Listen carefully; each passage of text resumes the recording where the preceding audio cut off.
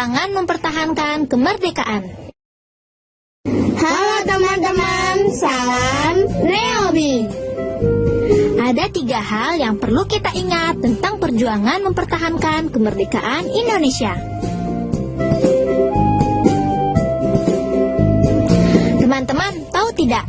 Meskipun telah diproklamasikan, sekutu tetap tidak mengakui kemerdekaan Indonesia loh. Sementara Belanda ingin menguasai kembali Indonesia dengan bantuan sekutu. Keinginan Belanda menguasai Indonesia ini memicu berbagai pertempuran dan perundingan untuk mempertahankan kemerdekaan negara kita ini. 25 Oktober 1945, pasukan sekutu dipimpin Brigjen Malabi mendarat di Surabaya. Mereka menyerang penjara Republik untuk membebaskan perwira dan pegawai sekutu. Nah, pada 28 Oktober 1945, pos sekutu diserang balik rakyat Indonesia. Dikarenakan Malabi tewas, sekutu mengultimatum pejuang menyerah dengan batas waktu pukul 6 pagi tanggal 10 November 1945. Pertempuran pertama setelah proklamasi pecah terjadi pada 10 November 1945 loh.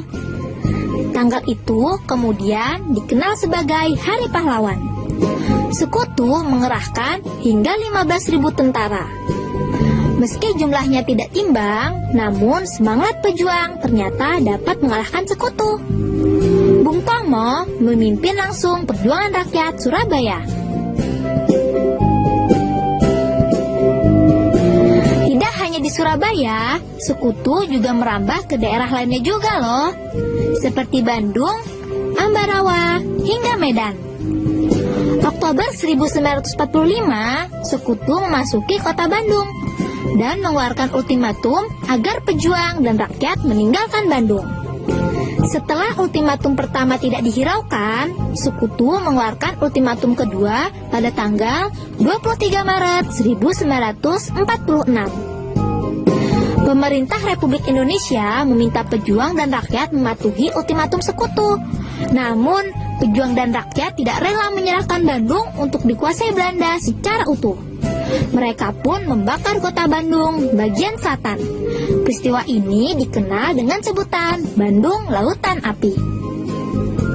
Pertempuran juga terjadi di Ambarawa pada tanggal 21 November 1945.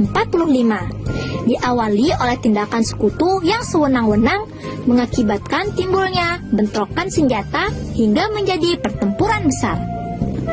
Kolonel Sudirman turun tangan langsung pada penyerangan 12 Desember 1945. Setelah 4 hari bertempur, sekutu dapat diusir dari Ambarawa.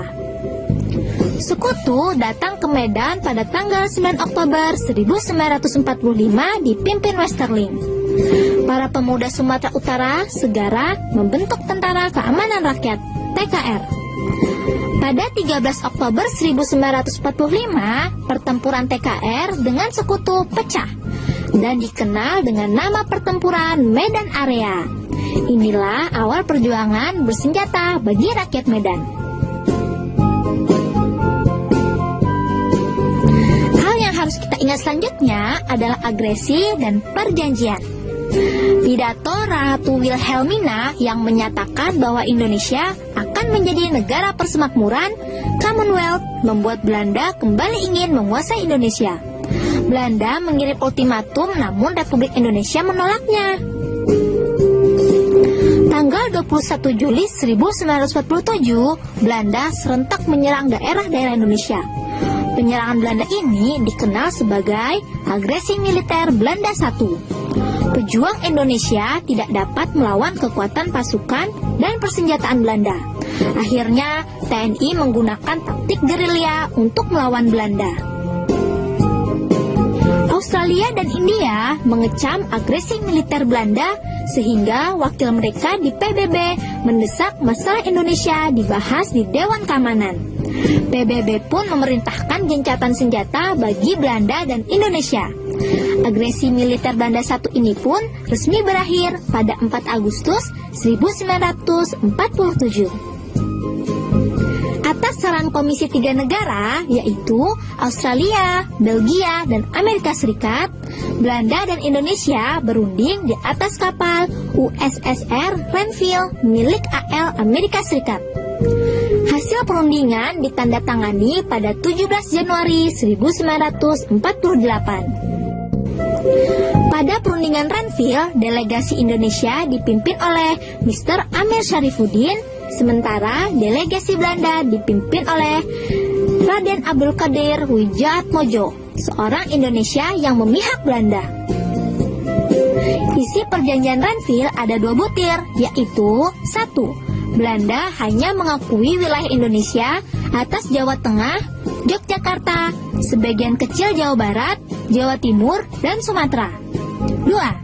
Tentara Republik Indonesia harus ditarik mundur dari daerah-daerah yang diduduki Belanda. Belanda terus menekan Indonesia. Perundingan sering dilakukan, tetapi Belanda selalu menjadi pihak yang diuntungkan. Lalu pada tanggal 18 Desember 1948, Belanda menyatakan tidak terikat lagi dengan perjanjian Renville. Pada 19 Desember 1948, pukul 6 pagi, agresi militer Belanda II mulai dilakukan. Presiden Soekarno dan Wakil Presiden Muhammad Hatta ditangkap dan ditawan Belanda. Presiden Soekarno dibuang ke Prapat, yaitu di Sumatera Utara. Sementara Wakil Presiden Muhammad Hatta dibuang ke Pulau Bangka. Setelah menawan Presiden dan Wakil Presiden Republik Indonesia, Belanda mengumumkan kepada dunia bahwa Republik Indonesia sudah tidak ada. Hal ini membuat TNI dan rakyat marah, sehingga pada tanggal 1 Maret 1949 dilancarkan serangan umum 1 Maret. TNI dan rakyat berhasil menduduki Yogyakarta selama 6 jam. Berat sekali ya teman-teman usaha para pahlawan kita dalam mempertahankan kemerdekaan Indonesia. Sebagai generasi muda, kita pun harus mempertahankan apa yang sudah dicapai para pahlawan dan melanjutkan cita-cita mereka. Nah, itu tadi hal-hal yang perlu kita ingat. Mewaspadai ancaman terhadap keutuhan NKRI.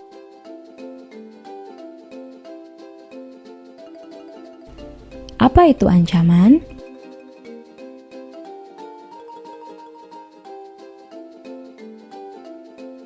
Ancaman adalah segala sesuatu yang dapat membahayakan kedaulatan negara, keutuhan wilayah, dan keselamatan segenap bangsa.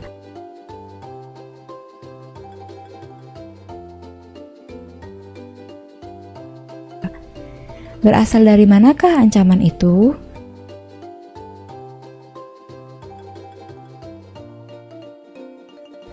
Ancaman dapat berasal dari dalam maupun dari luar.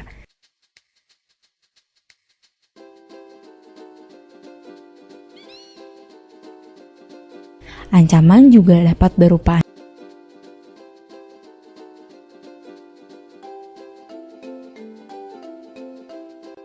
ancaman militer dan ancaman non-militer.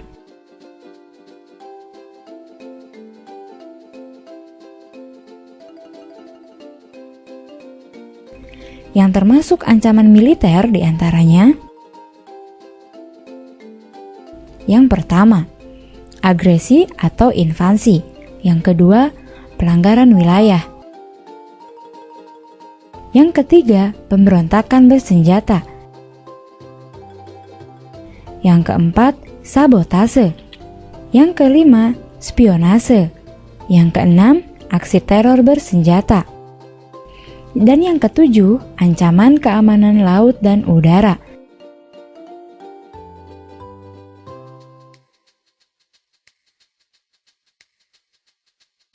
Sedangkan yang termasuk ancaman non-militer diantaranya: yang pertama, ideologi. Yang kedua, politik. Yang ketiga, ekonomi. Yang keempat, sosial budaya. Yang kelima, pertahanan dan keamanan.